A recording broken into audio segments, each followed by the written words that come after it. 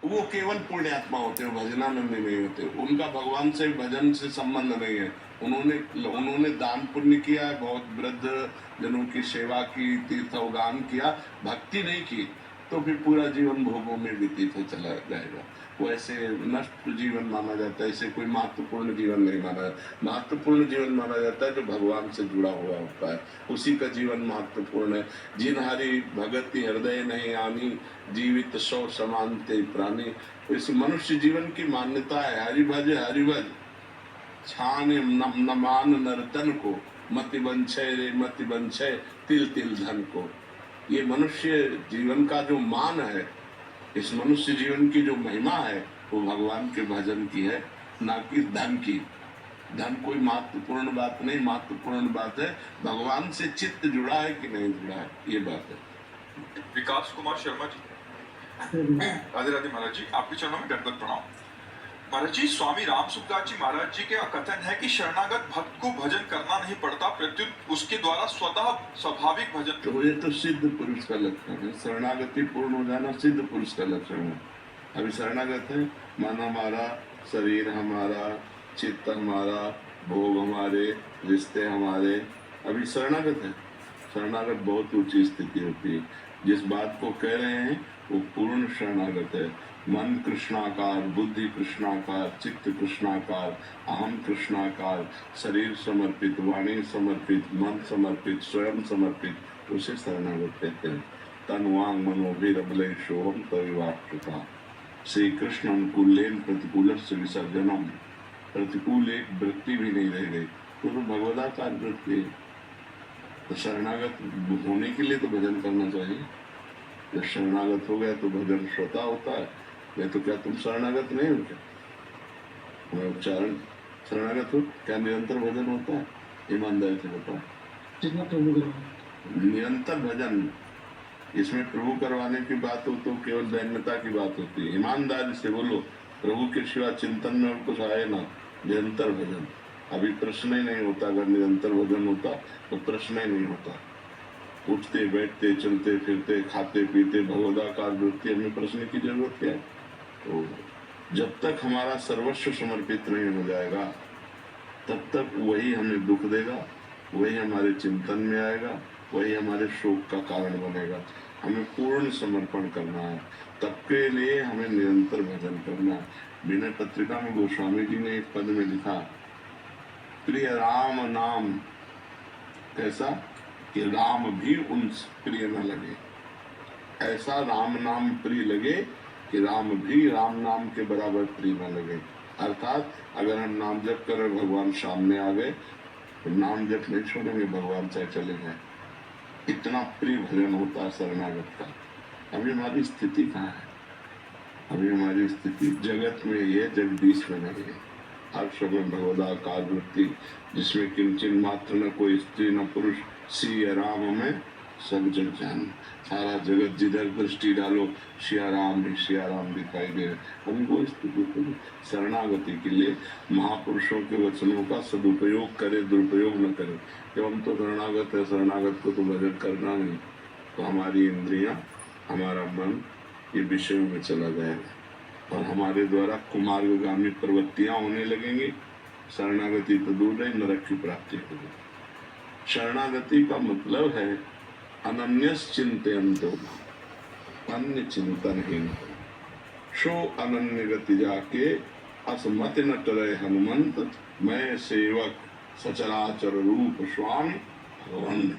ये स्थिति चौपाई दोहा याद कर लेना, हम जैसे याद करके बोल दिए, आप याद करके बोल दिए, ये अलग बात है। स्थिति, इस स्थिति के लिए निरंतर नाम दो, कोई और साधन नहीं, निरंतर नाम दो।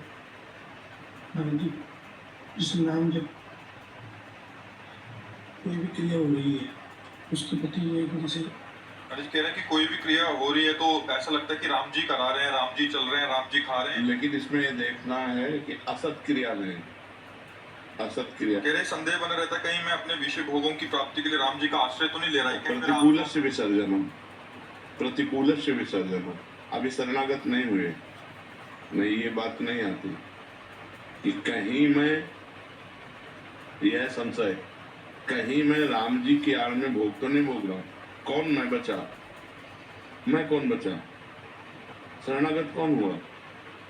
मैं कहीं राम जी की आड़ में विषय भोग न कर रहा हूं, तो आपका शरीर, आपका मन, आप तो शरणागत कौन हुआ?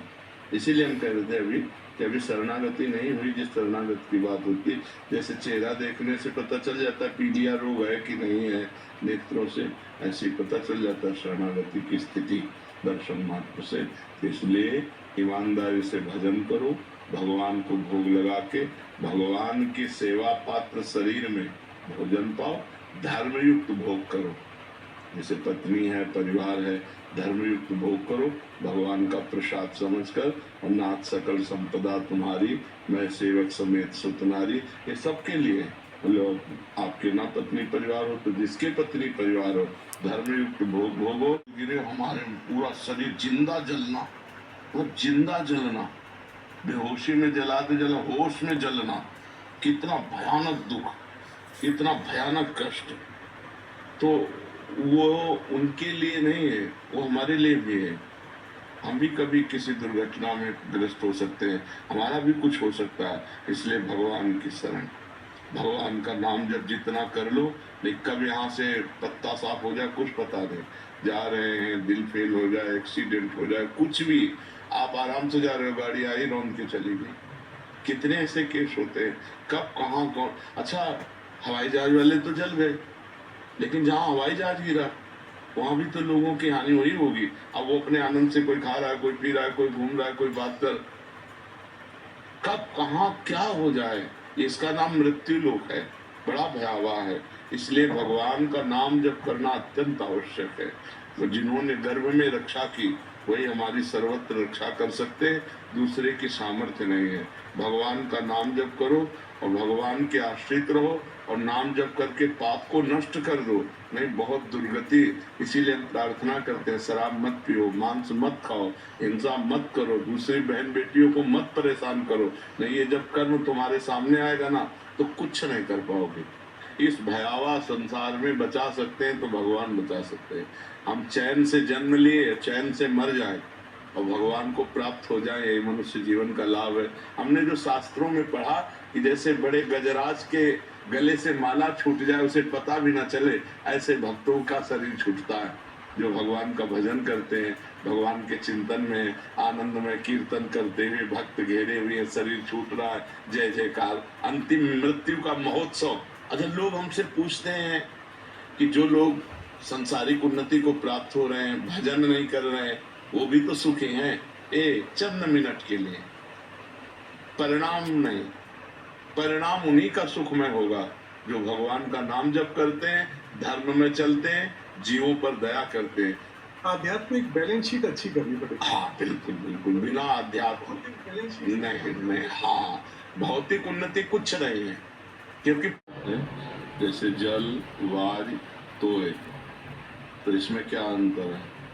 जल भी उसी को कहते हैं, वार भी उसी को कहते हैं, तोय भी उसी को कहते हैं।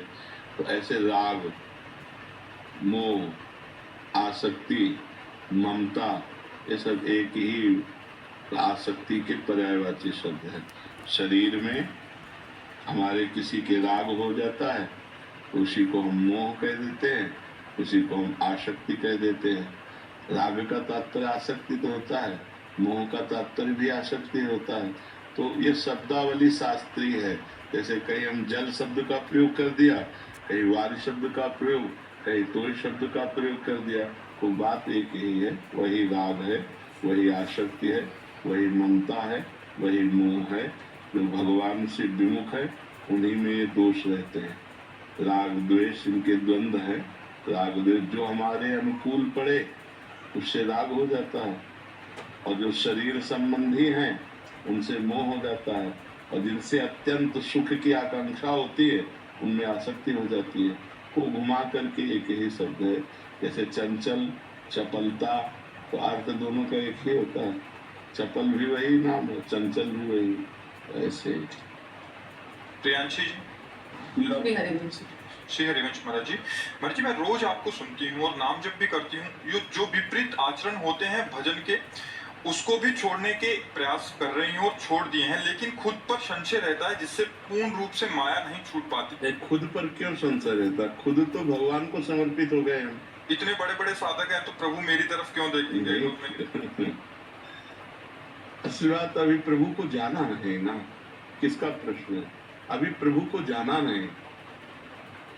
प्रभु एक होते हुए भी अनंत है ना, तो तुम्हारे प्रभु अलग है। तुम्हारे प्रभु तुम्हारे साथ है, हमारे प्रभु हमारे साथ है। अलग अलग भगवान सबके साथ है, एक होते हुए भी अनंत है ना, तो वो अनंत रूपधारी भगवान, मेरा भगवान, मेरा पर्सनल भगवान।